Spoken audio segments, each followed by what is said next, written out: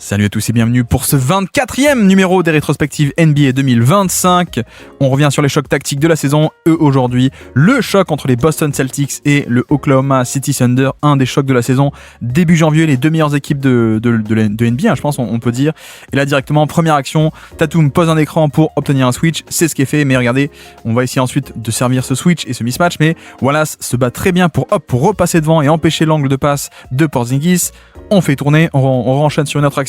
Jaylen Brown ici même, voilà, pick and roll. Là encore, la contestation de passe, des lignes de passe avec la main de Jalen Williams, qui vient empêcher la passe. Et donc on se retrouve en fin de possession, voilà, avec Jaylen Brown qui après un écran obtient Ludort et va juste prendre un pull-up contesté à 2 points. Voilà, première possession idéale de la part de OKC et directement on voit l'aspect dangerosité sur le plan horizontal, dans les airs, le côté rotation d'un côté, rotation de l'autre, mais aussi la capacité à contester un peu toutes les lignes de passe. Et là on voit aussi très simplement pas de système. Première action du match pour OKC, 1 contre 1 SGA dans l'espace face à Jaylen Brown et ça va jusqu'au panier.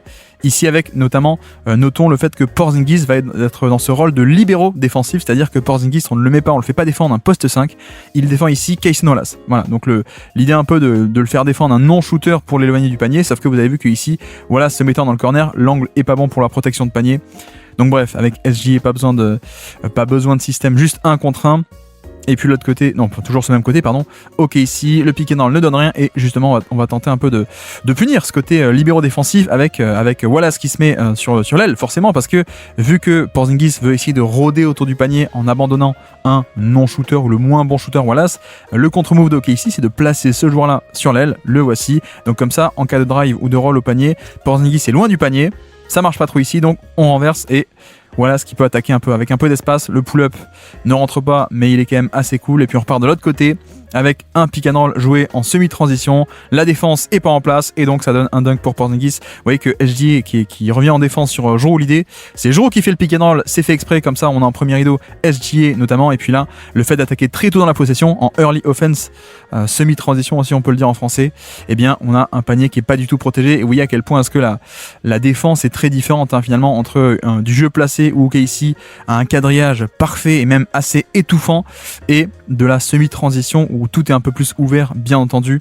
Et puis on passe de l'autre côté, et en parlant de semi-transition, la voici également, on attaque très tôt dans la possession ici de la part d'SGA, premier écran, et vous avez vu qui est-ce qu'on amène sur l'écran, c'est Porzingis, et donc le poseur d'écran, c'est Cason Wallace. C'est fait exprès pour justement Boston veut un peu laisser off-ball en bonus, en loin du ballon Porzingis. Donc qu'est-ce qu'on fait? On l'amène sur le ballon, comme ça on peut le cibler directement. Pick and roll, il arrive lancé, il prend la faute, SGA.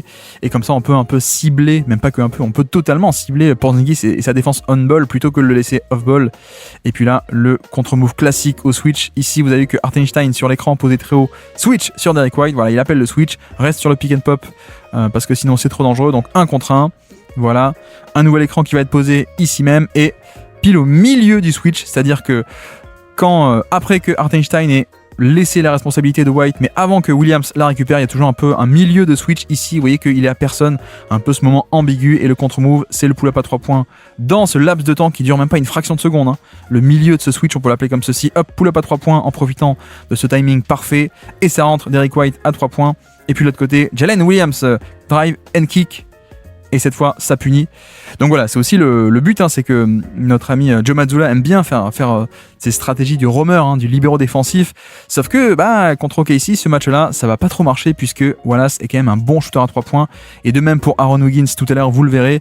Mais là, pour l'instant, une possession où tu es puni de ce match-up, où tu essaies un peu de croiser les match-up, tu es puni ici, et puis là, Hartenstein qui switch sur Tatum, qui prend le pull-up à 3 points. Ça, on commence un peu à être habitué si vous suivez un peu les décryptages tactiques, c'est-à-dire que Tatum, hop, on obtient le switch ici même. Pourquoi ça switch? Parce que regardez, si les deux, là, si Hartenstein reste sur Tatum, mais aussi Ludort reste sur Tatum, ça veut dire que le pick and pop va être libre. Le poseur d'écran va être libre. Donc, qu'est-ce qu'on fait? On switch comme ça, pas de pick and pop, voilà, pas de décalage. Le fait de changer, ça donne aucun décalage. Le problème, c'est que le compromis de aucun décalage, c'est ceci, c'est-à-dire un mismatch. Et donc là, Tatum va prendre le pull-up à 3 points face à un mismatch. Mais En l'occurrence, on l'a bien vu que face à des mecs un peu plus grands, un peu plus longs, il prend juste le pull-up à 3 points, ce qui est un peu dommage parce qu'on aimerait le voir un peu plus driver, comme il le fait face à des mismatchs un peu plus petits. Mais bref, là il le met, donc rien à dire pour l'instant, on va dire 12-9 pour Boston, plus 3 dans ce début de match.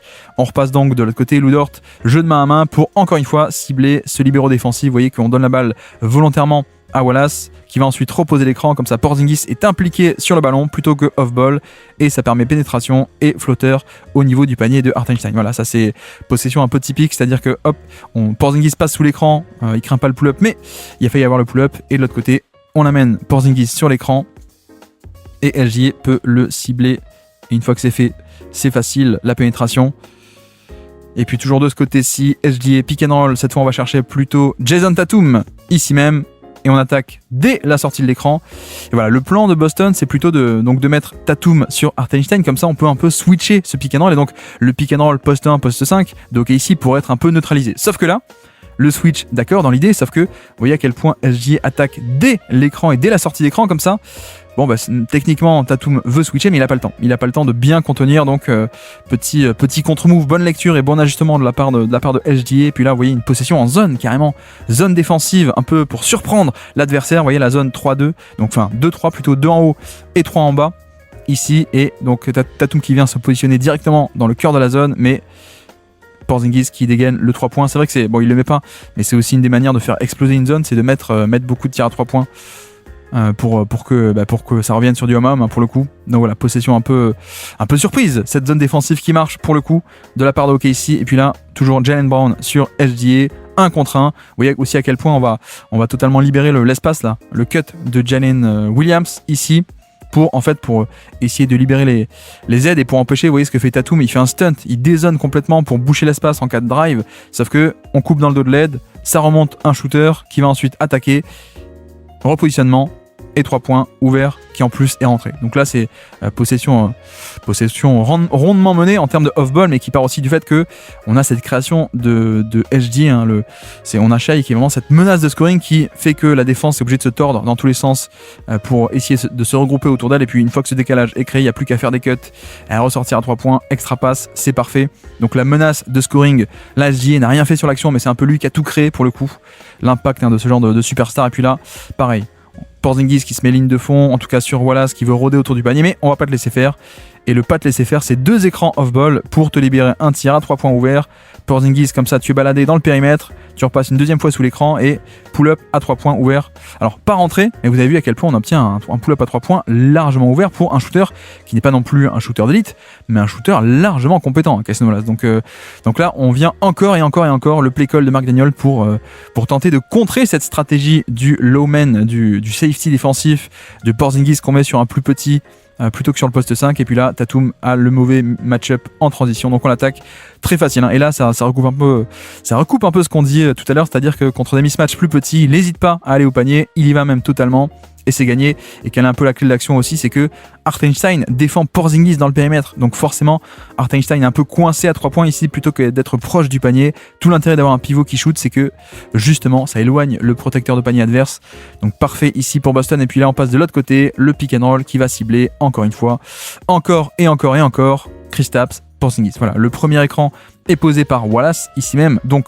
Porzingis est de facto impliqué dans l'action, il va rester en drop, même en très drop. Deuxième écran de Hartenstein qui va bloquer Jrue Holiday, et donc ça débarque dans la raquette assez librement. Porzingis est sous le panier, la petite passe une fois qu'on a la raquette pour le flotteur de Hartenstein, c'est fait. Donc vraiment, on ne veut pas laisser Porzingis, qui est un des meilleurs protecteurs de panier de NBA quand il est un peu off-ball, vu sa taille et sa longueur de bras, etc. Donc on va le cibler on-ball pour essayer de le martyriser et en plus de neutraliser sa protection de panier. Et puis là, le retour du pick and roll, le empty action, le jeu à deux sur tout un quart de terrain entre Jrue et Kristaps Porzingis. Cette fois-ci, vous avez vu que tout à l'heure on n'avait pas switché, ça avait donné un roll au panier ouvert pour Porzingis. Cette fois-ci on switch, voilà, on switch, voilà, sur Porzingis, comme ça pas de décalage, pas de roll ouvert au panier, et donc on a un mismatch, mais est-ce qu'on va réussir à l'exploiter? plein centre, Porzingis essaie de s'installer, ça tourne, enfin la passe qui est faite, mais elle est un peu mal faite, elle est un peu trop forte, donc voilà, là aussi pour le coup ça n'a l'air de rien, mais il faut aussi donner du crédit à Cason Wallace qui se bat extrêmement bien pour empêcher la prise de position facile. Là, regardez à quel point il le repousse alors qu'il est quand même beaucoup plus petit que Porzingis. Bon, il y a aussi l'aspect où Porzingis a un centre de gravité très haut, donc c'est plus difficile que ce qu'on pense pour lui de s'installer face à des petits au poste bas ou de les enfoncer au poste bas, mais voilà, très bel effort de Cason Wallace défensivement, et puis là on repart de l'autre côté, Jalen Williams, pick and roll, ça switch, on repart de l'autre côté, on prend un revers le switch et on va jusqu'au panier.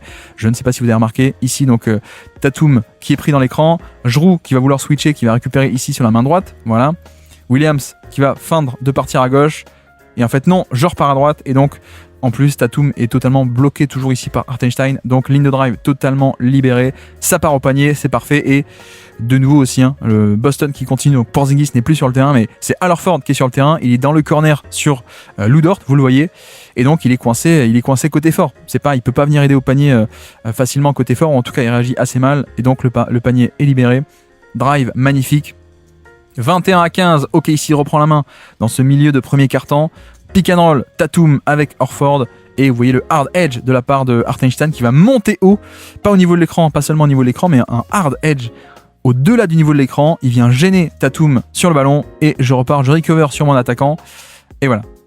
Action totalement neutralisée. Le truc également, c'est que on a Al Horford qui est pas non plus une énorme menace de rôle non plus, et surtout bien géré et bien gêné par Lou Dort pendant ce temps, le temps que Hartenstein gêne, voilà, donc ceci est parfaitement exécuté, et finalement les détails, c'est même pas tant dans les schémas, les détails d'OKC, c'est dans l'exécution, c'est-à-dire à quel point est-ce que par exemple ici on a Lou Dort qui s'accroche à Al Horford pour le gêner, empêcher de rouler au panier facilement, et là il y aurait une passe facile dans ce trou de la défense, ou tout à l'heure Cason Wallace, c'est pas juste l'aspect tactique, c'est aussi l'exécution de gêner le post-up, et puis là du coup ça n'a pas marché, ça rebascule vers Jaylen Brown qui fait isolation, pull-up sur Cason Wallace, c'est loupé, mais malheureusement pour OKC faute, puisque Wallace mort sur la feinte à la fin, hop, donc lancer franc heureusement pour Jaylen Brown qui vient un peu sauver la possession. Avançons, Isaiah Joe sur le terrain, kick out vers Lou Dort qui prend un pull-up à 2 points. Bon, c'est pas exactement ce qu'on veut, donc là on est sur une zoom action, c'est-à-dire un écran et un jeu de main à main pour Isaiah Joe, shooter en sortie d'écran. Évidemment, Lou Dort est défendu par le pivot de Boston, puisque Lou Dort est un des moins bons shooters de l'équipe, donc toujours ce fameux rôle de safety, le voici. Lui, Al Horford ne switch pas, mais par contre, Derrick White et Jrue Holiday vont switcher les écrans. Voilà, donc Isaiah Joe, pas de décalage en sortie de la zoom action. Et en plus de l'autre côté, en deuxième rideau, je sais pas si vous avez vu, mais quand Hartenstein roule au panier, Al Horford le prend et il dit à Derrick White, toi tu remontes sur Lou Dort. Voilà, donc pas de décalage non plus. Et donc, Lou Dort qui pensait avoir un pick and pop, finalement il n'y a rien. Et donc on est obligé de finir avec un pull-up d'isolation. Voilà, si vous êtes Boston, vous acceptez largement de concéder ce genre d'isolation. Isolation, pull-up d'iso de Lou Dort, c'est quand même génial en termes de défense.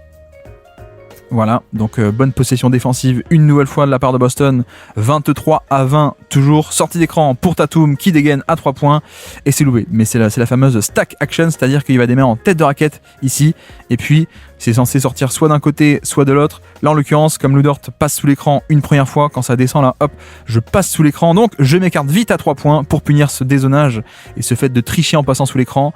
Le 3 points catch and shoot en rythme est ouvert. Bon, franchement, il le met pas, mais c'est un tir assez largement acceptable. Je trouve que c'est pas non plus un pull-up un peu forcé, un peu statique. Là, c'est en rythme pour punir un mec qui passe sous l'écran. C'est quand même une belle qualité de tir, je trouve, pour un bon, excellent shooter à 3 points. Et puis là, on enchaîne avec Tatum d'un côté, ça fait tourner et ça donne un tir au panier ouvert. Alors, quel est le deal ici? C'est comme d'habitude une empty action. Empty, pourquoi? Parce que le corner est vide, littéralement, donc empty en anglais, bien sûr. Et donc dans cette empty action, on fait dans ce quart de terrain, empty action avec le ballon qui revient vers l'extérieur et on fait vite tourner. Pourquoi? Parce que justement, on a Jrue qui va glisser au panier, donc on fait tourner pour trouver un meilleur angle de passe. C'est ce qui va être fait. Ici, on fait tourner et en effet un peu de confusion au niveau du ballon parce que Isaiah Joe a switché et reste sur Tatum, mais Lou Dort aussi revient sur Tatum parce que Lou Dort veut être sur son match-up préféré. Donc confusion au niveau des switches et panier facile. Pour une fois qu'il y a un panier facile face à OKC, c'est une petite erreur qui donne ça. Et puis de l'autre côté, pénétration de HDA qui donne un flotteur dans la raquette. Et voilà, là toujours pareil, c'est-à-dire que le pivot d'OKC n'est pas défendu par le pivot de Boston, c'est-à-dire Al Horford qui est sur Lou Dort pour être en second rideau, en safety défensif, et donc c'est Jrue Holiday qui cette fois est sur Hartenstein. ici même, non c'est Jaylen Brown, pardon. Jaylen Brown qui est sur Hartenstein ici, donc ça permet de switcher facilement le pick and roll, sauf que là, il s'écarte avant, hop, il va vite plonger au panier avant le switch, et il se libère dans la raquette, mais pourquoi est-ce que ça ne marche pas? Parce que, bah justement, là pour une fois on a la stratégie du libéro défensif qui marche, puisque Al Horford abandonne totalement Lou Dort et il s'en fiche, il vient zoner dans la raquette, et là on le voit, le 3 contre 2, et notamment l'accès au panier qui est privé et pour le drive et pour le flotteur, donc cette stratégie marche quand même plutôt pas mal, hein. C'est pas pour rien que Joe Mazzulla le fait encore et encore. Et puis là, repli défensif, le mauvais match-up, c'est-à-dire que SGA est coincé sur Tatum, donc évidemment on va l'attaquer de suite, on va au panier, on enfonce et on joue de la puissance. Voilà, ça c'est quand même le bon aspect du jeu de Tatum, c'est que les gros, il est peu enclin à les attaquer sur drive, mais les petits, ça marche tout de même. Et puis là, cette fois, c'est pas Porzingis et c'est pas Kesnolas, mais c'est la même stratégie du low man, enfin pas le low man plutôt, pardon, du safety défensif, du roamer. Et donc qu'est-ce que c'est on met Luke Cornett. Tous les pivots de Boston, c'est un peu pareil. Luke Cornett, cette fois, est mis sur Aaron Wiggins. Sauf que Wiggins, il a un peu du jeu. Donc, qu'est-ce qu'on fait? On lui donne la balle. Et tu vas essayer d'attaquer, de cibler en on-ball. Encore une fois, on ne va pas te laisser off-ball. On te cible on-ball, 1 contre 1, mismatch, Wiggins, crossover, pull-up à 2 points. Et ça rentre. Voilà, donc c'est une stratégie qui est un peu risquée parfois, surtout contre les meilleures équipes. Et là, OKC déroule un plan de jeu parfait pour punir ça. Si nous on pouvait s'y attendre, je pense que Mark Daniel pouvait s'y attendre aussi, donc il a bâti son plan de jeu et des systèmes exprès pour punir ce genre de choses. Et puis là on part de l'autre côté, driving kick de Tatum, corner à 3 points pour Al Horford, il manque la fin mais action parfaite, c'est-à-dire qu'on vient amener dans l'écran Sam Hauser. Pourquoi? Mais parce que on veut cibler Isaiah Joe, le moins bon défenseur, donc écran posé vers la droite, donc Isaiah Joe s'apprête à switcher.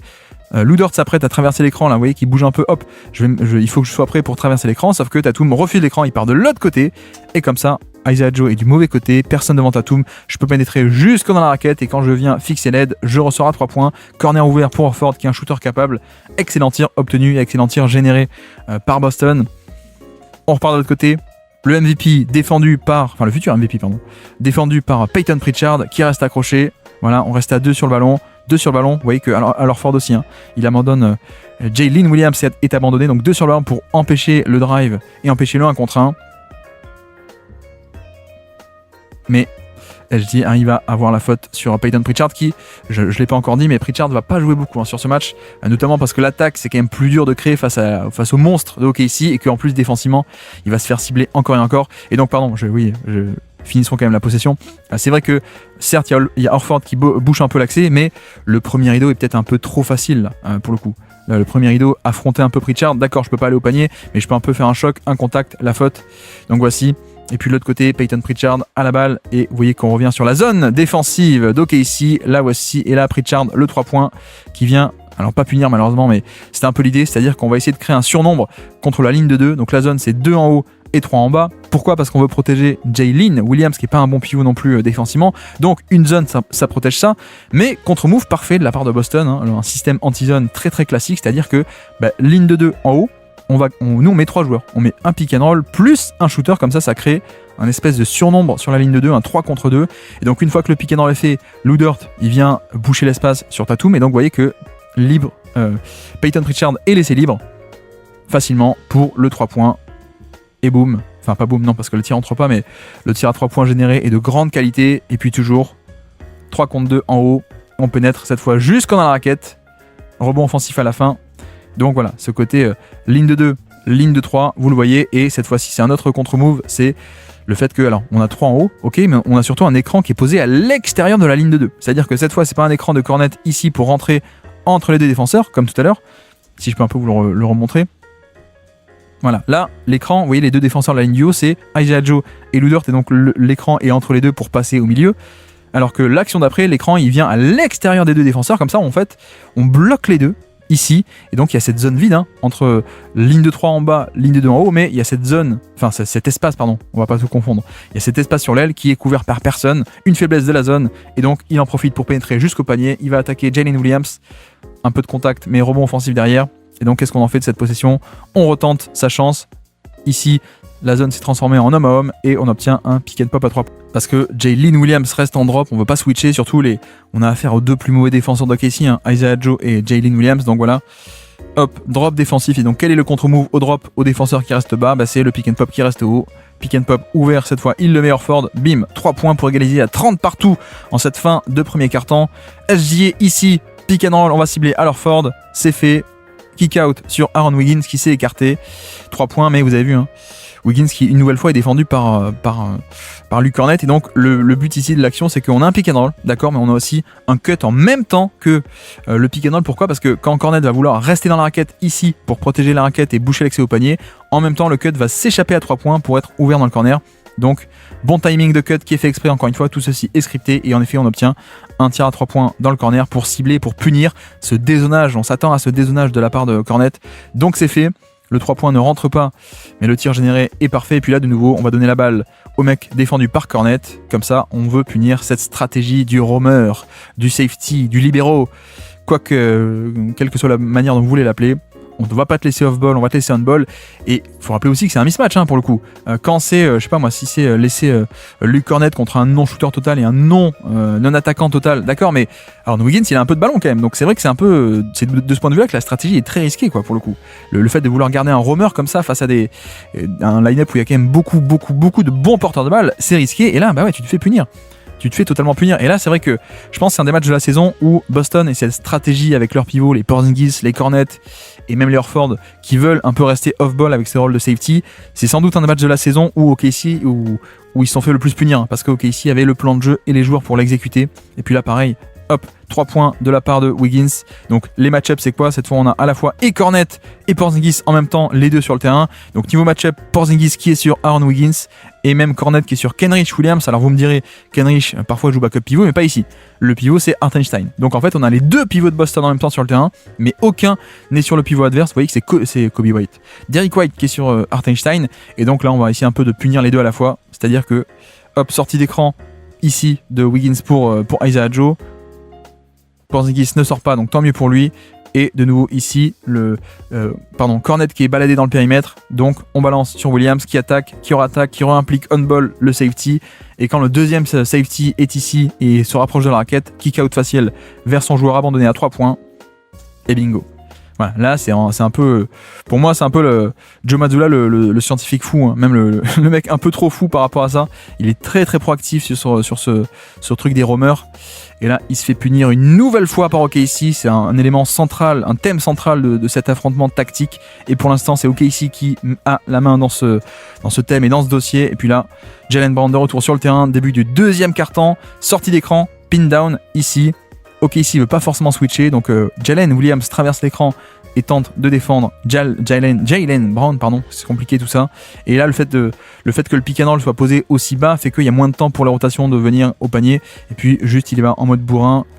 Hop, la main gauche même pour finir. Très bonne action, 37-35. Boston a +2 en ce début de second quart-temps.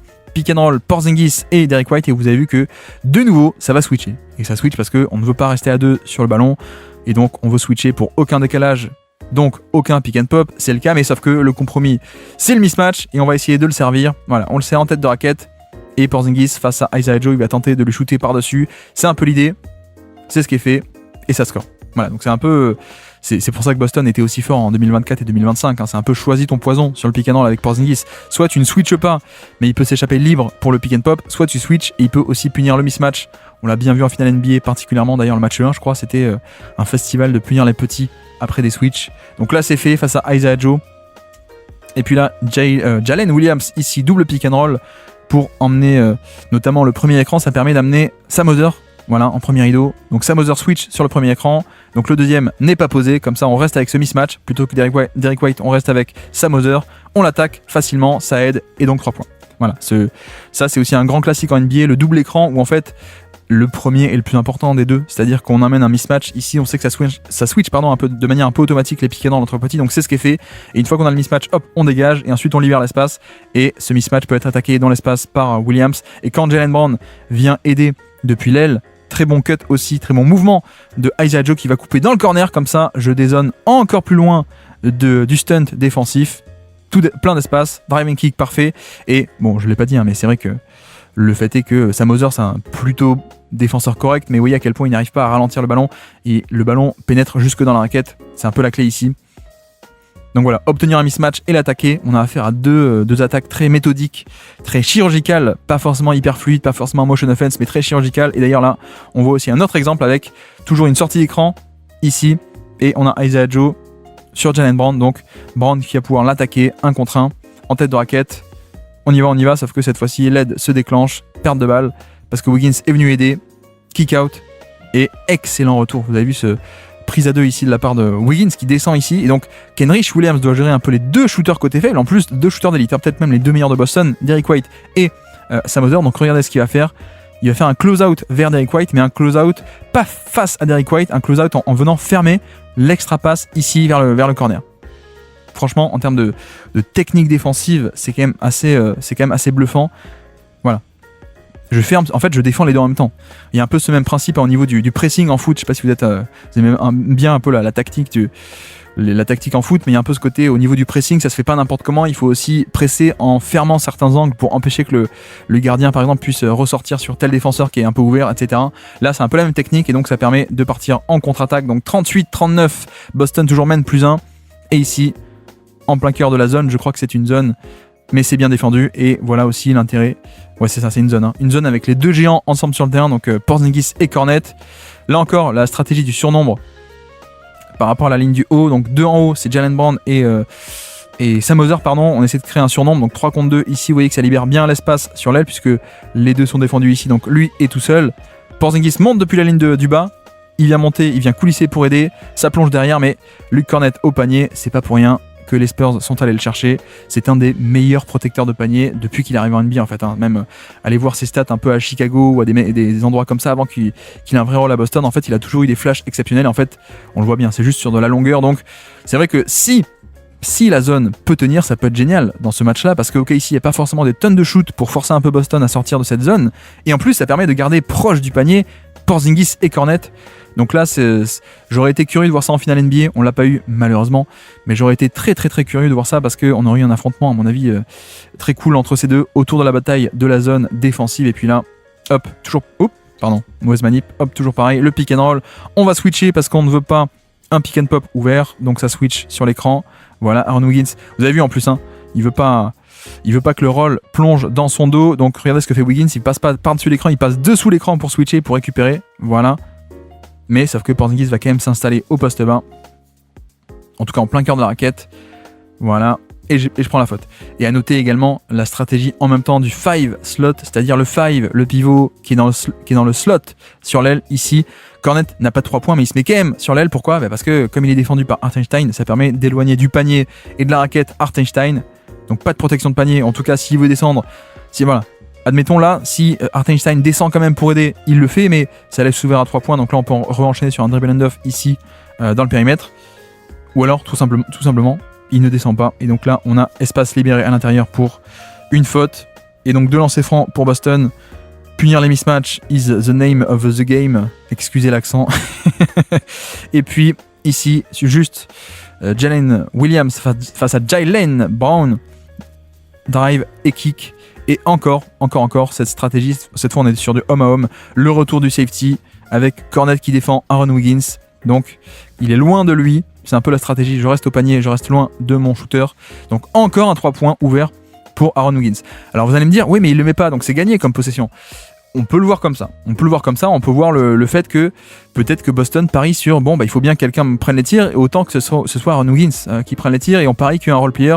En plus, dans une spirale négative, peut-être ne pas s'en sortir et commencer à tous les louper.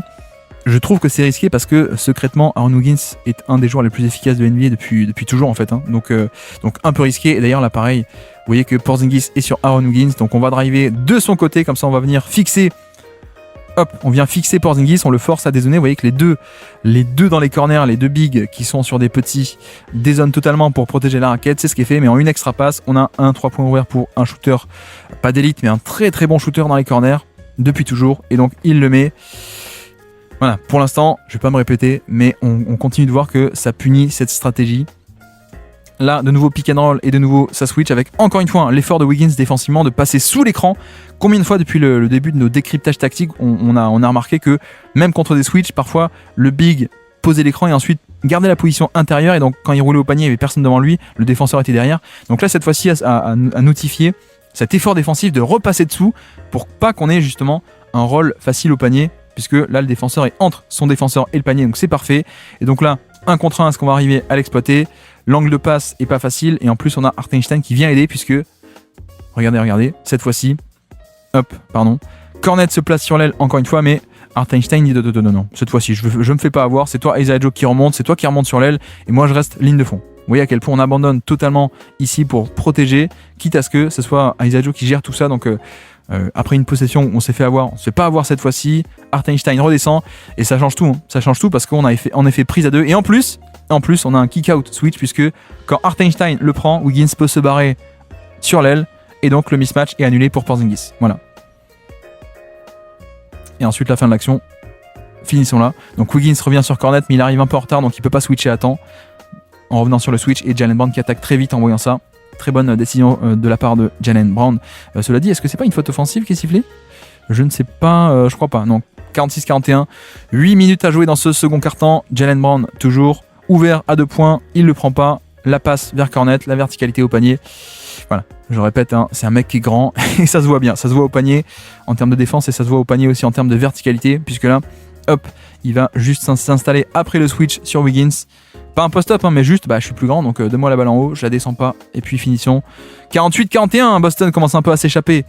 Ici même, pick and roll, Jalen Williams, on emmène Porzingis sur l'action, il veut pas switcher, hop, donc ça revient. Je roule de nouveau sur Jalen Williams qui va attaquer, il attaque, bonne défense, et on le force à prendre un long tir à 2 points. Alors il le met, mais on a quand même bien réussi à bloquer l'accès au panier. Vous voyez que de nouveau on a Cornet qui abandonne Wiggins dans le corner, donc il vient zoner. Plus également Derrick White qui est par là, plus le stunt de la part de Jaylen Brown ici qui vient dézoner depuis l'aile, puisque c'est vrai qu'il y a un shooter sur l'aile. Le shooter qui est sur l'aile, il est pas très fort, donc on se permet d'abandonner, et donc le chemin est totalement obstrué, et le tir qu'on force est un long tir de points contesté. Il est rentré, mais on est totalement content de ça côté Boston. Et puis le retour du même système, c'est-à-dire empty action, pick and roll avec Porzingis, plus sur l'aile le 5 slot. Donc cette fois pareil, ça switch, Aaron Wiggins sur Porzingis. Et en fait, ceci est un leurre pour faire une sortie d'écran de l'autre côté. Brown qui va au panier et qu'en profite. Voilà. Le même système avec une option supplémentaire, c'est-à-dire que le but est justement sur ce switch d'attirer l'attention de la défense et même éventuellement d'attirer un peu Hartenstein, sauf que en fait c'était un renversement de jeu pour punir ce dézonage, cet éventuel dézonage côté faible ici. On renverse le jeu de l'autre côté où il y aurait un surnombre pour sortie d'écran. Et en effet, il est ouvert. Jaylen Brown, il peut attaquer le panier. Et flotteur, 50-44, 7 minutes et demie à jouer dans ce second quart-temps. Pick and roll face à la zone, cette fois-ci zone défensive de retour. Derrick White qui va sur son spot, tête de raquette, et qui le met. Voilà, on voit bien le retour de la zone en 2-3, donc 2 en haut et 3 en bas, ici même. Et pareil, ce surnombre de 3 contre 2 dans la zone du haut. Donc pick and roll facilement fait ici. Et Wiggins, il est un peu partagé entre les deux là. Wiggins doit à la fois gérer le mec qui arrive à 3 points et aussi le mec à 3 points sur l'autre aile. Donc c'est un peu compliqué, et ce surnombre permet de créer le décalage. Et une fois qu'on a le décalage, on peut l'attaquer facilement. Flotteur ou jump shot dans la raquette. C'est parfait contre la zone. On est prêt, là aussi côté Boston, hein. On a bien préparé les systèmes anti-zone. Et puis ici même, de nouveau, un switch qui est opéré. Tatum va aller chercher SGA.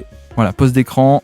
L'écran est bien posé, donc on arrive à obtenir le switch. C'est parfait, on s'installe en tête de raquette. On espère avoir le ballon.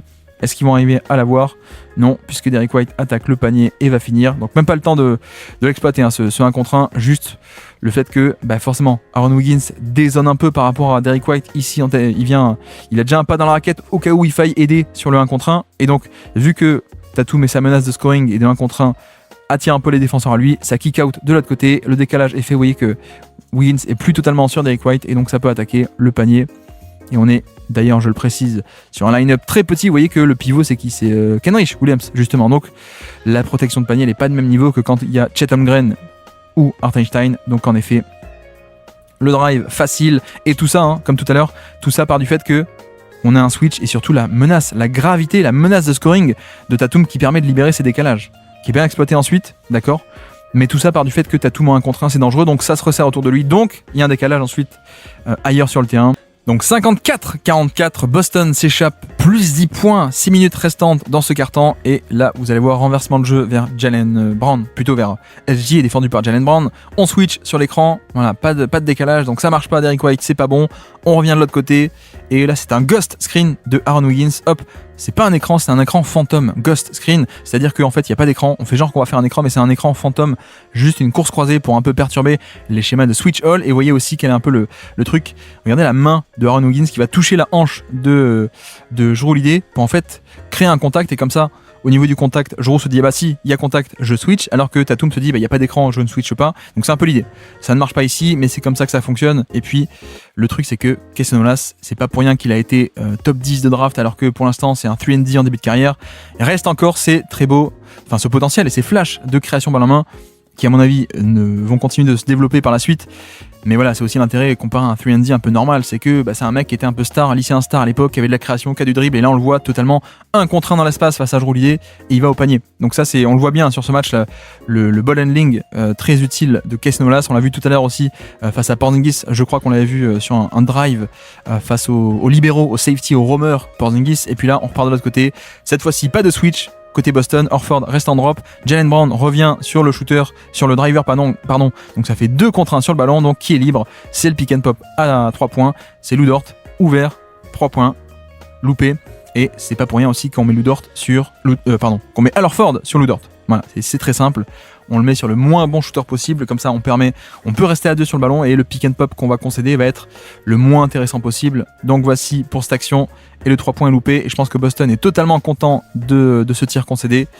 Et puis de l'autre côté, le classique également côté Boston, c'est-à-dire on court en transition, vite, en semi-transition ou même en totale transition contre-attaque, et vous voyez que Jaylen Brown, en courant plus vite que tout le monde, va s'installer au poste bas, et comme il est parti très vite, le repli défensif s'est fait comme on a pu, et donc le comme on a pu, ça veut dire que c'est SGA qui a dû prendre Jaylen Brown, donc mismatch, exploité très très vite. Voilà, ça fait partie aussi de l'arsenal de Boston, hein, ce côté créer des mismatchs en transition, notamment Jaylen Brown le fait extrêmement bien. Et puis là, juste 1 contre 1, kick out et 3 points. Ça part de quoi? Ça part du fait que on va laisser ce 1 contre 1 Jaylen Brown dans l'espace face à SGA. Le premier pas est super, et quand ça va venir dézoner de la part de Tatum qui va essayer de venir se rapprocher de l'action, forcément il le fait en abandonnant un shooter à 3 points. Donc là il n'y a pas d'écran, mais ça fonctionne un peu comme s'il y avait un écran. Et comme ça dézone par rapport au shooter, kick out au shooter qui cette fois arrive à punir. 3 points de Kenrich Williams qui a pris son action défensive tout à l'heure, mais cette fois-ci un gros 3 points. On passe de l'autre côté du terrain, et la recherche du mismatch via le switch, c'est ce qui est fait. Tatum face à Aaron Wiggins, ça vient aider, donc kick out dans le corner et 3 points ouverts. Alors qui n'est pas rentré, mais avec une nouvelle fois cette recherche de Lou Dort, on va pas l'attaquer directement. Tatum ne veut pas attaquer Lou Dort directement, donc écran, on obtient Wiggins. Voilà, on s'installe au poste haut, et effectivement quand ça vient dézoner à la fois main droite et main gauche pour protéger un peu ce switch et ce 1 contre 1, bonne décision, kick out, 3 points ouverts dans le corner de Jaylen Brown, c'est parfait, c'est pas rentré, mais c'est un très bon tir qui a été créé et obtenu une nouvelle fois par la gravité de Tatum. Et puis là, le retour de Derrick White avec le pull-up au milieu du switch. Voilà, vous le reconnaissez, c'est-à-dire que hop, écran posé, ça va switcher, et pile entre le moment où Lou Dort abandonne Derrick White et avant que Kenrich ne prenne Derrick White, voilà, ce moment ambigu où en fait il l'a à personne, et donc ça dégaine le pull-up pile à ce moment-là. C'est pas un hasard, c'est toujours fait de manière stratégique et intelligente. Ce pull-up à 3 points, c'est pas un pull-up un peu nul, fait n'importe comment, non, c'est un contre-move tactique au switch. Et puis là, SGA, 1 contre 1, cette fois on va chercher Tatum ici. Voilà, et donc le MVP qui va affronter la superstar de l'autre côté. On essaie un peu de libérer un maximum d'espace pour driver, sauf que vous voyez que la raquette est quand même bien bouchée, hein. Donc pour le coup, SGA prend juste le pull-up à 3 points. Cette fois-ci, ça ne rentre pas, donc on est content côté Boston de ce résultat. 61-49 même. Boston qui est à plus... plus 12, c'est ça, hein, je sais encore compter, j'espère en tout cas. Plus 12 points pour Boston. Et cette fois-ci, SGA va à 2 points. Le panier et la faute. Alors ça part de quoi? Ça part de un écran, le retour de Hartenstein sur le terrain. Et donc, on va cibler Porzingis. Voilà, vous avez vu que... Alors c'est peut-être juste parce que c'est un repli, donc on n'a pas les match-up qu'on veut, mais cette fois Porzingis, le poste 5 est sur un poste 5. Et une fois que c'est fait, c'est peut-être aussi pour ça que Joe Mazzulla essaie de pas faire ça, c'est que quand il est ciblé on-ball, c'est pas top. Et lui, il ne peut pas switcher Porzingis, donc on est obligé de faire un drop, parce qu'il n'a pas la mobilité ni pour switcher, ni pour edge. Donc on fait un drop, mais le fait de faire un drop, ça veut dire attendre bas.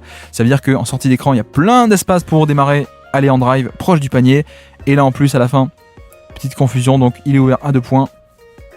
Voilà, Voilà le danger de laisser un peu Porzingis se faire attaquer frontalement par un drop défensif, par un driver comme SGA.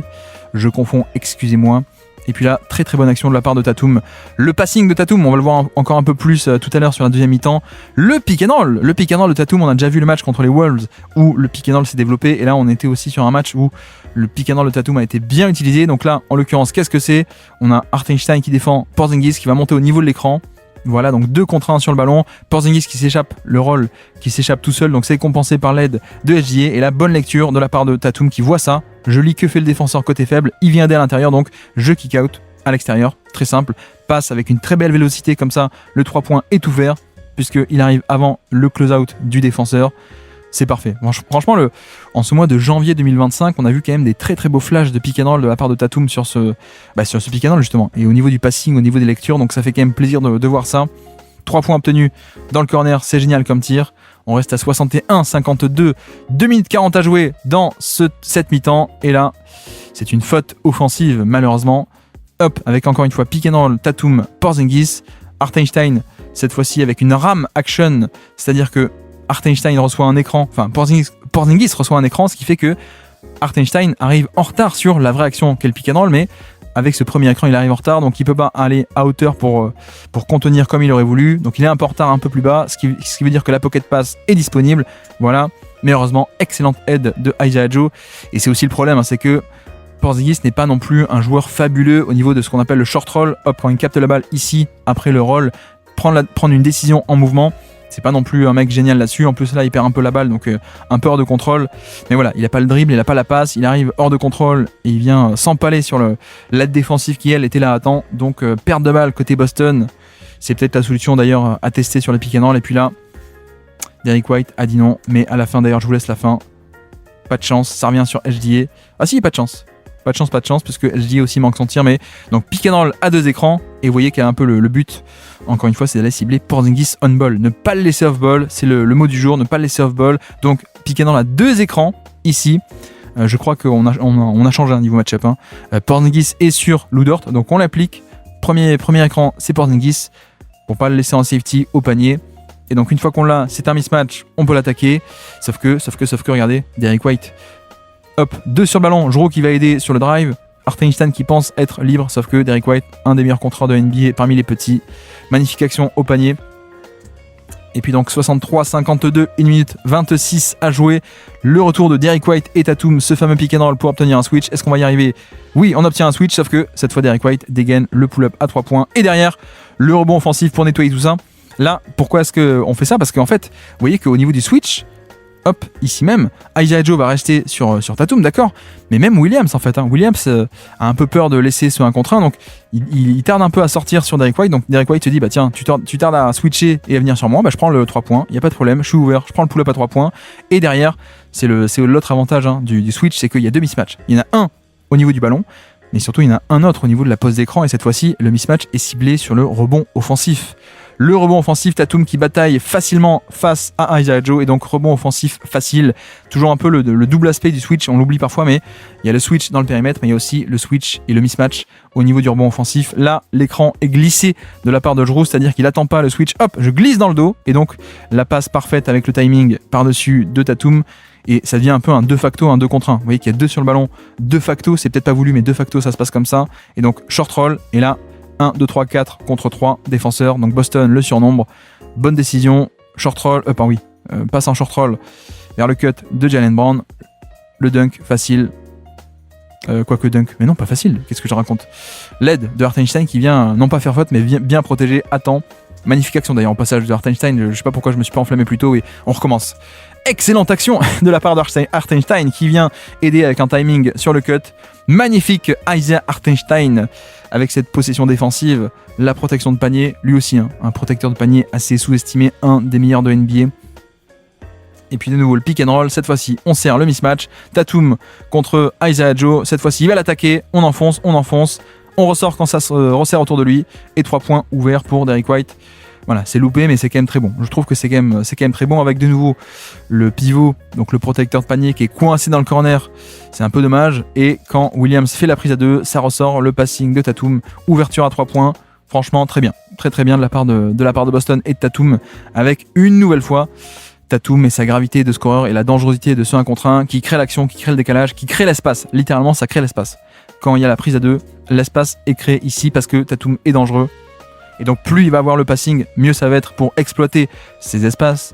Et puis on enchaîne avec cette deuxième mi-temps, un double écran pour Jalen Williams pour aller cibler le drop de Porzingis, vous le voyez, sauf que à la fin ça ne marche pas puisque en fait on a surtout Derrick White qui est très très bien revenu en position, donc Porzingis peut rester accroché à Hartenstein et regardez ça passe sous les écrans, en tout cas ça se bataille assez bien, ça revient en position, donc Porzingis tu peux rester là où tu es, je m'en charge et même à la fin je coulisse, je reste devant et même à la fin je crée le turnover et puis là ça enchaîne de l'autre côté, pick and roll ici même, mais magnifique séquence défensive de SGA une première fois, une deuxième fois ici avec un peel switch, on va tout détailler et ça défend très bien, ça crée le turnover. Alors qu'est-ce qui se passe? On a d'abord Porzingis à 3 points, bien entendu, pour que Hartenstein soit loin du panier, donc là l'aide en deuxième rideau ça va être SGA.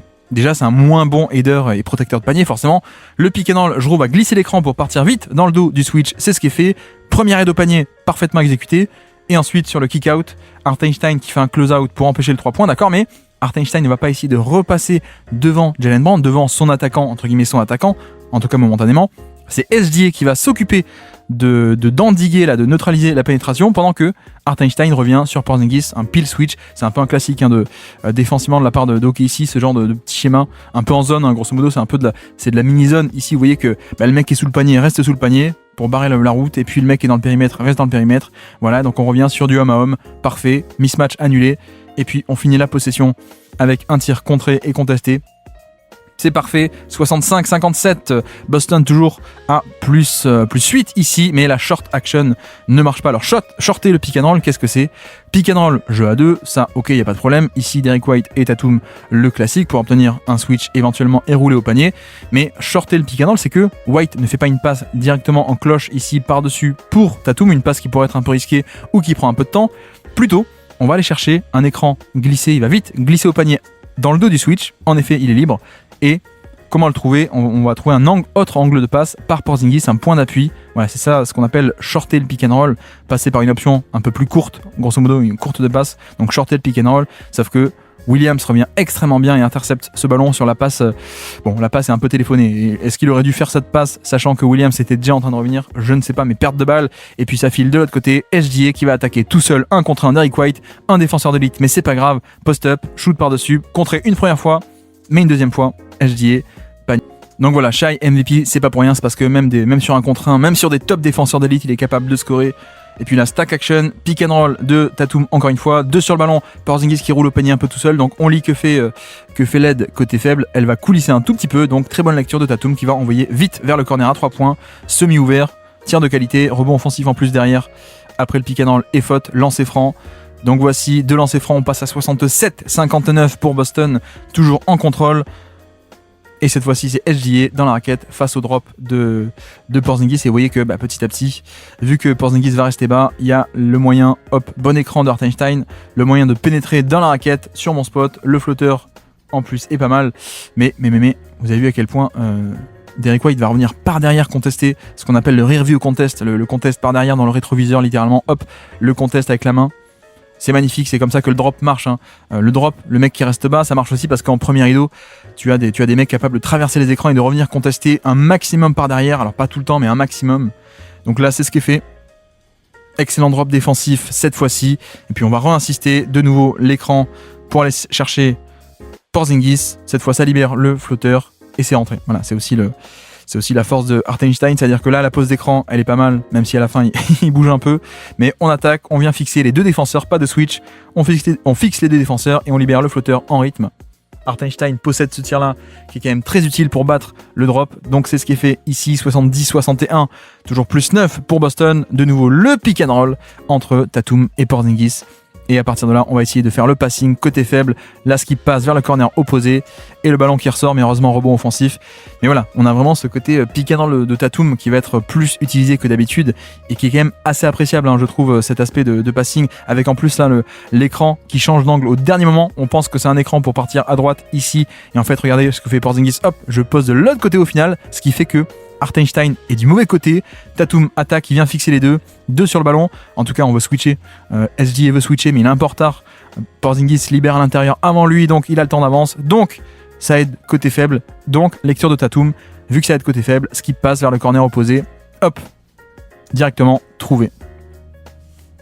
Et ensuite le rebond avec, encore une fois, d'ailleurs je le précise pas, mais vous avez vu que le switch a donné SGA sur Porzingis, et donc le switch et le mismatch marchent aussi au niveau du rebond offensif, comme on en parlait tout à l'heure.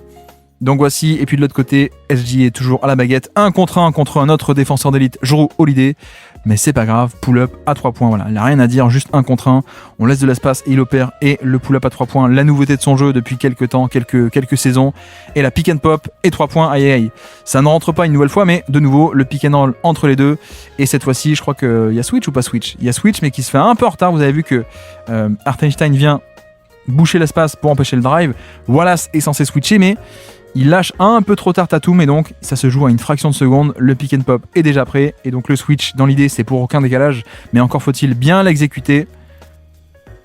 Et puis on enchaîne ici pick and roll Williams Hartenstein, mais regardez, qu'est-ce qui se passe? Qui défend Hartenstein? C'est Jrue Holiday. Parce que oui, on a kick out Porzingis dans ce rôle de roamer sur un petit, puisque le début de la deuxième mi-temps, vu qu'en roamer il avait été beaucoup trop puni, Porzingis, on avait changé. Vous avez vu que OKC avait bien puni, donc on a changé, on l'avait remis sur le poste 5, mais sur le poste 5, début de deuxième mi-temps, SGA l'a ciblé encore et encore et encore. Donc on rechange à nouveau Porzingis dans ce rôle de safety sur un petit, sur Lou Dort en l'occurrence. Bon là l'action ne mène à rien, l'espace est bouché, mais surtout vous allez voir, on avance de l'autre côté.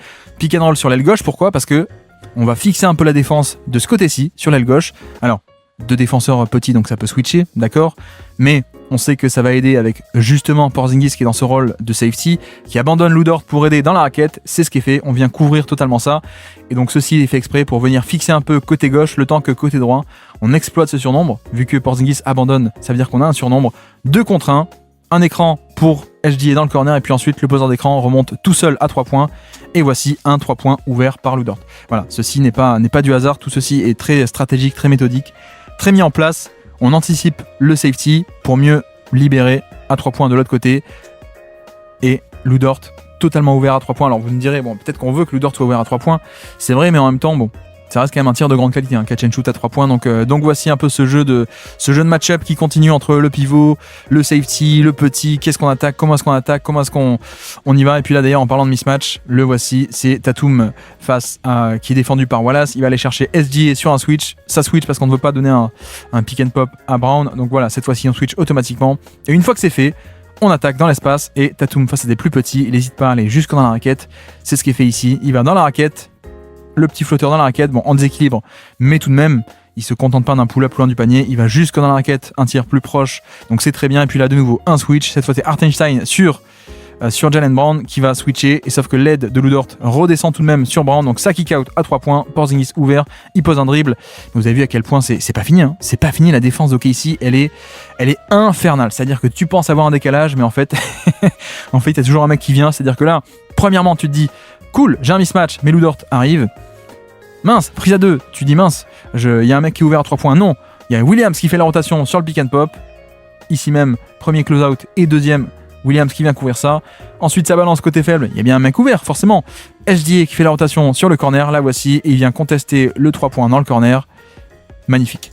Et encore une bonne action de défense off-ball de la part de SGA, vous allez voir, ici même. C'est vrai que c'est pas si fréquent que ça. Il fait pas toujours des matchs impeccables, il y a parfois des petites erreurs. Là, pour l'instant, il y a que des actions impeccables. Il gère très bien le panier, je ressors à 3 points, le corner, c'est parfait.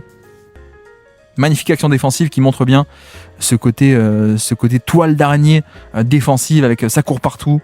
Ça force l'extra passe, et ça la compense en plus. c'est quand même assez infernal. Tu penses avoir une ouverture, mais en fait ça finit en 3 points contestés. Donc ouais, c'est infernal, littéralement infernal. Bon, peut-être pas littéralement, mais c'est infernal. Et puis ici, un de mes play-calls préférés de ce match de la part de Joe Mazzulla. On vient fixer la défense ici, post-up Tatum face à Williams. Ok, pas de problème. Tous les autres Celtics vont remonter à 3 points pour libérer mieux la zone du panier. Sauf que, en fait, on sait que Hartenstein va vouloir aider de toute façon. Il va abandonner Porzingis pour aider. Donc qu'est-ce qu'on fait? Le mec qu'on met le plus loin possible, ici c'est Porzingis qui démarre sur l'aile. Et quand ça va venir aider, il va coulisser dans le corner. Tout ceci est fait exprès. 3 points ouverts dans le corner, qui est ouvert aussi. Pourquoi? Parce qu'on a mis les autres joueurs de Boston et donc les autres défenseurs un peu loin. En tout cas, c'est l'idée, même si SGA dézone un peu aussi, et il est pas loin de sauver l'action, mais l'idée c'est que on met personne dans le corner de base pour pouvoir mieux y aller dans le corner, ici même. Voilà. Quand l'aide se déclenche, le corner est vide, donc on peut y aller. La passe c'est plus facile ici que vers l'aile. C'est parfait. Le 3 points n'est pas mis, mais excellent play-call en anticipation de ce dézonage et de cette aide au panier de la part de Hartenstein. Et puis là, hop, vous avez vu Tatum contre Williams qui défend extrêmement bien en homme à homme. Cornet qui ressort de nouveau. On retente sa chance avec Tatum, pick and roll de Horford. On obtient Cason Wallace en switch. C'est déjà un peu mieux parce qu'il est un peu plus petit, donc on peut l'attaquer. En tout cas, on essaye, on y va. Coup d'épaule, fade away par-dessus et bingo. Voilà, ça reste un pull-up, mais c'est quand même un pull-up plus proche du panier, face à un petit, on shoot par-dessus, on a un tête de raquette, c'est quand même très très cool ça, plutôt que les fameux step back à 3 points pull-up, un peu nul, par-dessus des grands qui contestent, que Tatum fait parfois. Celui-ci, il est très bien, donc c'est parfait, le jeu de mismatch continue, et puis là, vous avez vu, voilà, c'est toujours lui. Ces flashs de création par la main que n'ont pas tous les 3&D, on va pas développer comme tout à l'heure, mais c'est un peu la même idée. Hop, ici, feinte d'aller à gauche pour revenir à droite finalement, ouverture, et avec son drive il peut aller jusqu'au panier par-dessus Luke Cornet en plus, hein. La finition par-dessus Luke Cornet qui ne saute pas, donc je crois qu'il nous fait un one foot layup d'ailleurs, vérifions ensemble. Hop, ouais c'est ça, regardez, il capte la balle ici, hop, il arrête son dribble ici même, et plutôt que faire un double pas, il saute sur un pas, il fait un one foot layup comme ça, qui était un peu la spécialité notamment de Tony Parker, qui fait que bah mince, tu viens totalement perturber le timing du protecteur de panier qui s'attend à un double pas, et là hop mince, je suis pris par surprise. Et donc c'est comme ça qu'à l'époque Tony Parker arrivait à se libérer à ce point beaucoup de layup facile, parce que le côté un seul pas plutôt que double pas classique perturbe totalement la défense et le saut du protecteur de panier. Et puis là pareil, c'est à dire que on a de nouveau Cornet qui va être en safety défensif sur Wallace dans le corner, donc juste on drive sur Horford qui ne veut pas switcher. Voilà, et quand Cornet dézone, extra passe vers le corner, et encore un tir de grande qualité pour OKC obtenu dans le corner, alors qui n'est pas rentré, donc vous allez me dire, bah oui, mais c'est pour l'instant Boston gagne, hein, pour l'instant. Mais j'avoue que moi, sur la totalité du match, je suis quand même assez confiant que des mecs comme Wiggins et Wallace les mettent, quoi, ces tirs-là. On parle pas de, je sais pas, moi, du coup, j'ai pas de nom qui me vient en tête, on parle pas de Chris Dunn, quoi. On parle pas de Chris Dunn à qui on fait ça aussi beaucoup, non, c'est pas pareil, on parle pas de Josh Hart. Bref. Et puis là, on enchaîne avec Jalen Williams qui est rentré sur le terrain en pivot, plus de Hartenstein. Vous allez voir pourquoi c'est important. Jalen Williams, dribble and off, on obtient le switch ici même. Alors pourquoi ? Bah justement parce que Jalen est une menace de pick and pop, donc cette fois-ci non, on peut pas le laisser libre. On switch, pas de décalage, donc pas de pick and pop, voici. Et une fois que c'est fait, une fois qu'on a le mismatch, on va l'attaquer dans l'espace. Vous voyez qu'on a un shooter d'élite à une passe près, enfin un bon shooter à une passe près ici.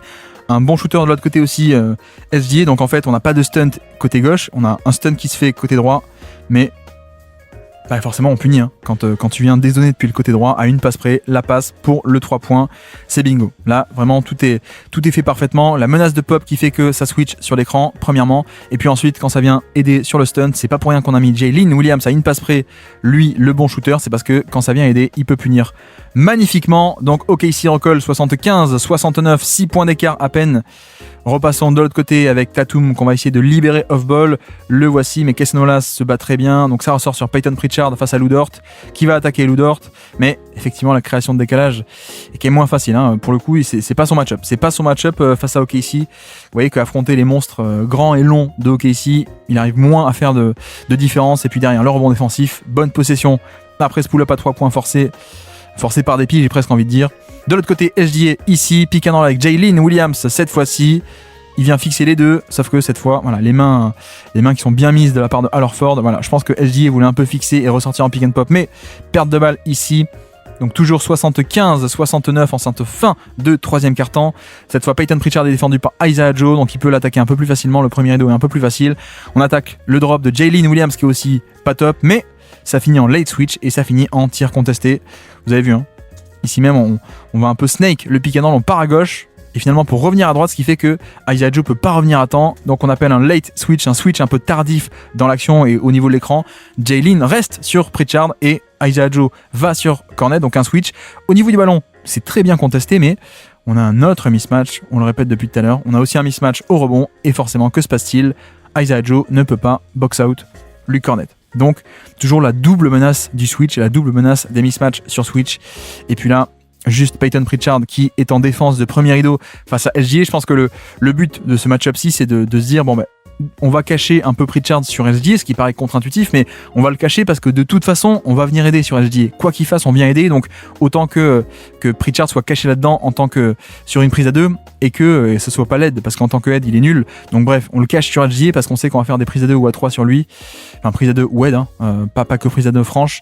Et donc là, en plus, ça marche, puisqu'en effet, SGA l'attaque, il prend pas le pick and roll, et en effet, derrière, ça vient aider. Donc c'est pas un vrai 1 contre 1. On bouche l'accès au panier, et on force un tir plutôt pas mal à forcer. Donc voici de nouveau SGA qui attaque, cette fois ça switch, et la confusion au niveau des switches malheureusement, donc extra pass, kick out et 3 points. Et là, le changement sur le ballon, ok, pas de problème, sauf qu'ensuite sur le Spain, ou plutôt sur le leak, parce qu'il n'y a pas d'écran, mais donc on a un pick and roll ici, un L-E-A-K, c'est-à-dire qu'on a un shooter qui va fuiter littéralement depuis la tête de raquette vers le corner, qui ne pose pas un vrai écran, et juste il vient, il fait une course croisée, et le but c'est de créer une confusion. Et vous voyez qu'en effet, Sam Hauser se dit, il n'y a pas d'écran, donc je reste sur mon homme, il n'y a pas d'écran, il n'y a pas de switch, sauf que Pritchard te dit, attends, il y a une espèce d'action ici, donc ça veut dire switch, et donc forcément, confusion entre les deux, homme libre, extra passe, c'est facile. C'est tout l'intérêt de ces systèmes avec un écran mal posé ou même pas posé, c'est que ça crée de la confusion face à une défense de switch all qui veut changer sur les écrans, mais quand il n'y a pas d'écran pour de vrai, parfois on hésite. Et en parlant de switch, le voici le switch, Tatum qui obtient facilement Isaiah Joe, voilà, sur l'écran. Et regardez ce que fait Sam Hauser, il va se mettre très très loin de la ligne à 3 points. Et il le fait exprès puisque, vu qu'on a un mismatch ici, on a déjà le stun qui se fait, on a déjà le Lou Dort qui dézone pour se mettre en tête de raquette pour boucher l'espace, pour abandonner le shooter, sauf que le shooter, s'il reste là, finalement la distance de hop, je descends et je remonte, elle est très facile. Alors que là, en se plaçant très loin du 3 points, le but est de précisément créer le plus de distance possible pour que le close-out soit le plus difficile possible pour Lou Dort, sauf que on parle de hockey ici, et donc ça va être compensé par un 3e homme, et toutes les rotations off-ball vont être faites collectivement. C'est pas Lou Dort qui fait la rotation, c'est Wiggins, et dans le corner, on vient aider aussi celui qui aide, c'est-à-dire que Williams fait la rotation vers le corner, close-out assez agressif pour forcer le 3 points, ne pas se prendre et forcer et inciter vers le drive. Donc ça, c'est fait exprès. Hein. C'est pas il se fait avoir, il fait exprès de faire un hard close-out, il se jette pour empêcher le 3 points et inciter à driver. Et en plus, derrière, la finition, elle est faite par SGA qui vient coulisser d'abord à l'intérieur sur Cornet. Ici, je coulisse pour empêcher une passe facile. Et en plus, à la fin, le bloc, le contre au panier sur la protection de panier. Voilà, là on a affaire, c'est une des meilleures possessions défensives du match à mon sens. Tout est là dans l'action, tout est là, alors que Boston semblait avoir le contre-move parfait du shooter qui se tient très loin des 3 points pour rendre le close-out de Lou Dort impossible et sur beaucoup trop de distance, sauf que en fait la défense est collective. On le fait avec un 3e homme, un 4e, un 5e, tout le monde fait des bonnes rotations, y compris SGA à la fin, encore une bonne rotation. Et d'ailleurs, ça, on ne le voit pas sur l'action, mais regardez, qu'est-ce qui se passe aussi après la prise à 2, le stunt. On a Lou Dort qui reste sur Tatum et Isaiah Joe qui repart ailleurs. Et vous allez voir que, hop, je reviens sur Al Horford en cas de rebond. Je box out même Al Horford, donc tout le monde fait son travail, même le petit Isaiah Joe qui va box out les 2 pivots. C'est quand même magnifique, hein. C'est quand même magnifique cette possession et cette défense de KC. C'est pas pour rien qu'ils vont finir champion NBA.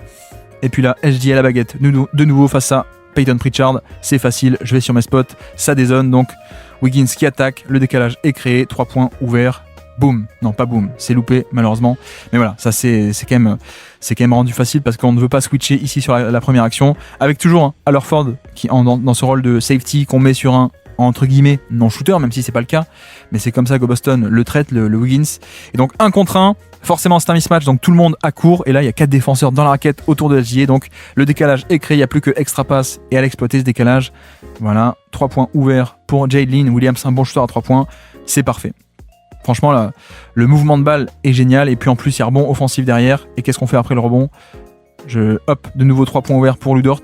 Vous m'excusez, hein, mais je laisse pas la possession en entier parce que parfois le robot YouTube, quand on dépasse les 8 ou 10 secondes d'extrait, il nous embête. Derrière, de nouveaux robots offensifs, tiens, il va m'embêter ici le robot YouTube, et un cut de SGA. Bref, 2 points pour recoller à 77-74 ici, avec quelques secondes restantes à peine, 77-76 pour recoller à -1. OKC a refait son écart, ils sont revenus. De nouveau, prise à 2 ici, sur le stunt, et de nouveau un 3e homme qui vient aider. Voilà, clairement on switch au niveau du ballon.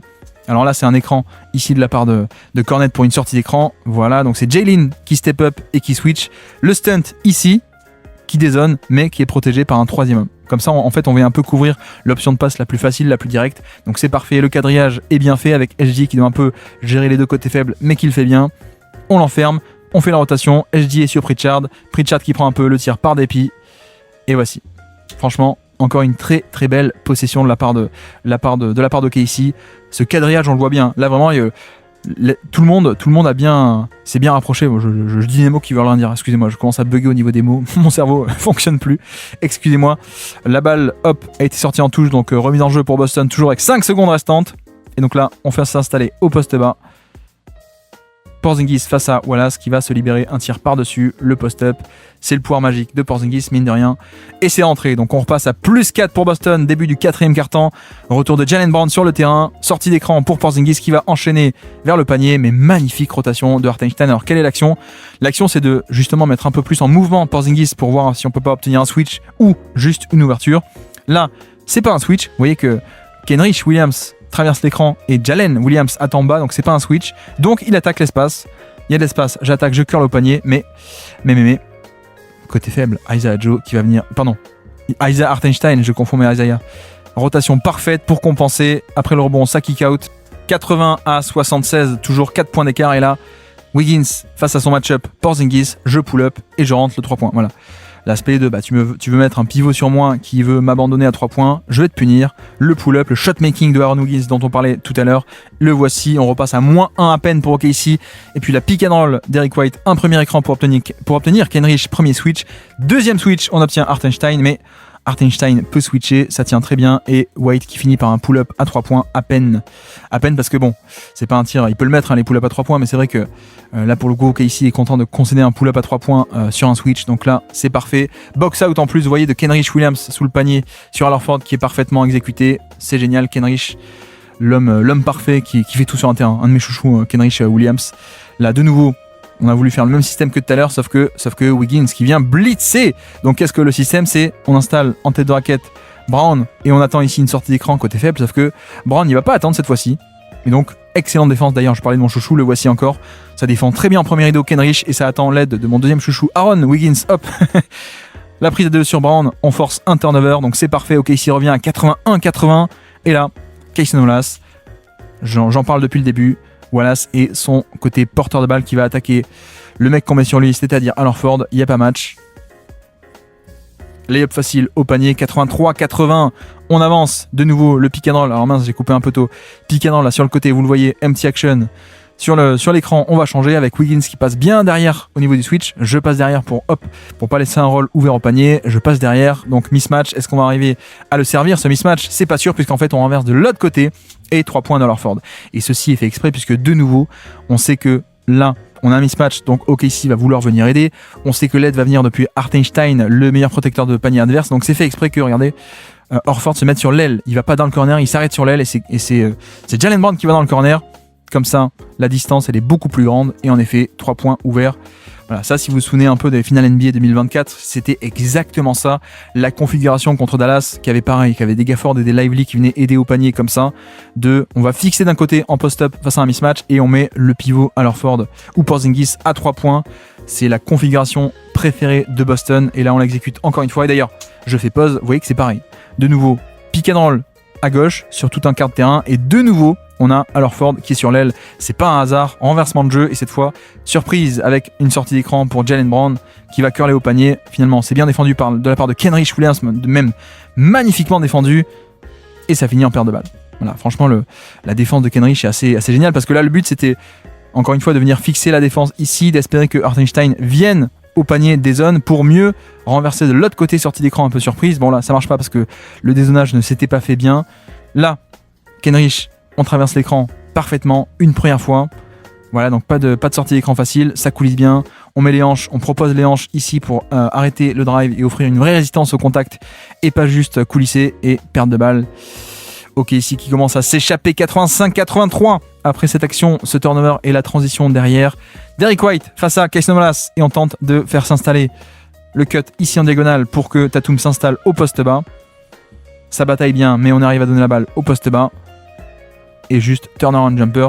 Voilà, c'est aussi l'attrait des superstars hein. Parfois c'est que juste des tirs difficiles ils peuvent les mettre et dans des situations un peu tendues où chaque panier compte, c'est bien. 85-87 ici, ok, ici toujours à +2, on va chercher le switch, on va l'attaquer mais le switch tient très bien. Hartenstein qui coulisse très bien mais Tatum va au panier pour une fois, kick out, 3 points, c'est génial.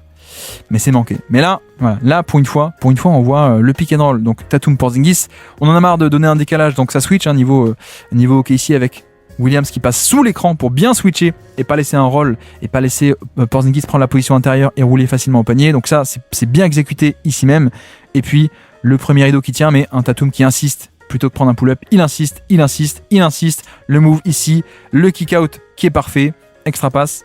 Juste dommage que le 3 points soit pas rentré parce que là, l'action c'était un des meilleurs driving kicks de la saison, je pense, de la part de Tatum. Rebond offensif derrière, et en fait non. Action, je sais pas si vous vous souvenez de cette action qui est un peu une clé du match. Hop, Lu Dort qui intercepte ceci et qui va en transition scorer. Donc énorme 4-point swing, comme ils disent, c'est-à-dire qu'on pensait que Boston pourrait mettre 2 points avec une nouvelle possession, et en fait non, c'est Lu Dort qui met 2 points, et puis là, 3 points, 1 contre 1, le retour du pull-up à 3 points face à Jrue Holiday, rien à dire, juste création d'espace tout seul, donc 92-85 OKC avec 5 minutes restantes, et puis là de nouveau face à Jrue Holiday, on l'installe en post-up, 1 contre 1, lancer franc. Voilà, là on peut dire peut-être c'est le côté HDA qui provoque bien le lancer franc. Et là, je pense que Jrue se fait prendre un peu là, avec la main dans le sac. Là, il tente un peu de dévier la balle. Ici, vous le voyez avec sa main, il tente l'interception. Et donc là, dès que HDA voit ça, qu'est-ce qu'il fait ? Regardez ce qu'il fait avec son bras. Il va verrouiller le bras de Jrue comme ça, et il saute. Et comme ça, il y a une faute. Vraiment là, c'est de. Alors vous allez dire, oui, mais c'est pas bien, c'est de jouer comme ça, de provoquer des fautes. Mais en même temps, c'est Jrue qui commence. C'est Jrue qui essaie de dévier ce ballon. Et la lecture, on peut apprécier tout de même la lecture de HDA qui voit ce bras, qui le verrouille immédiatement et qui prend la faute. On peut ne pas apprécier, mais c'est une sorte d'expertise pour OKC et pour HDA. Ça part en contre-attaque et non, encore une excellente action défensive de HDA qui les a multipliés sur ce match, qui vient sauver la transition. Énorme contre sur Tatum pour rester à 92-85 et même ça repart de l'autre côté après ce contre et la passe facile pour le dunk de Hartenstein. Énorme action là encore, la double action de Shai Gilgeous-Alexander, le contre et derrière la passe pour le alley-oop alors que la défense est à 4 contre 5 vu que Tatum s'est pas relevé. On passe à 94-85, OKC creuse l'écart. 4 minutes 50 à jouer. Renversement de jeu ici pour Jaylen Brown face à Lu Dort. Est-ce qu'il va y arriver à passer ? Il y arrive, mais la protection de panier encore une fois de Hartenstein qui abandonne le 3 points pour coulisser à l'intérieur, avec Jalen Williams aussi qui ferme de l'autre côté. Bon là il n'y avait pas de chance entre le premier rideau qui est un des meilleurs défenseurs de NBA et puis les deux aides au panier qui sont les deux des 10 meilleurs aideurs au panier, 2 des meilleurs protecteurs de panier de NBA. Il n'y avait aucune chance pour que ça rentre. Donc on récupère la balle, 94-85, toujours plus 9 pour OKC. Cette fois-ci on reste à 2 sur le ballon, donc ça kick out, 3 points. Malheureusement loupé, et là c'est vrai que c'est un peu dommage parce que là on est sur un switch and double, c'est-à-dire que au moment de l'écran on switch, comme ça on fait genre qu'il n'y a pas de décalage, voilà. Et en fait non, le double, la prise à 2 à retardement, non pas au moment de l'écran mais après, hop, prise à 2, très belle lecture de Tatum qui voit ça, qui directement fait la passe, extra passe pour chercher le surnombre côté faible, le 2 contre 3, mais le 3 points est manqué. Et c'est un peu dommage parce que ça empêche de recoller. C'est dommage de louper ces tirs-là quand même ouverts ou semi-ouverts. On enchaîne pick and roll Tatum. Ça attend un peu bas, donc pull-up à 3 points. Cette fois, c'est marqué. Et alors pourquoi ça attend bas ? Vous allez voir parce que on a une ram action ici. C'est-à-dire que Derrick White pose un écran avant que on enchaîne sur le vrai écran. Donc là, en effet, Hartenstein est pris dans l'écran. Il peut pas monter. Donc il est en retard. Donc de l'espace en sortie de l'écran. Donc pull-up à 3 points. C'est parfait. Tatum et son shot-making prend le bon tir. Là pour le coup c'est un bon pull-up à 3 points de la part de Tatum, c'est pas un pull-up un peu par dépit, un peu step back contesté, non. Là c'est le fait que le défenseur est trop bas, donc j'ai cet espace, donc je prends ce tir. Ça c'est un très bon tir et il le met en plus pour recoller à 94-88. Reste 3 minutes 30 à jouer dans ce match-là. La chasse au mismatch, vous la voyez, avec Hartenstein qui va emmener dans l'écran et pour que SGA puisse cibler Horford, sauf que Horford ne veut pas, donc il dit attends, Jrue, tu me le prends. Mais le temps que Jrue le prenne, que fait SGA ? Il voit ça, il fait une très bonne lecture, je balance vers Jalen Williams, hop, ici même, qui va attaquer Horford.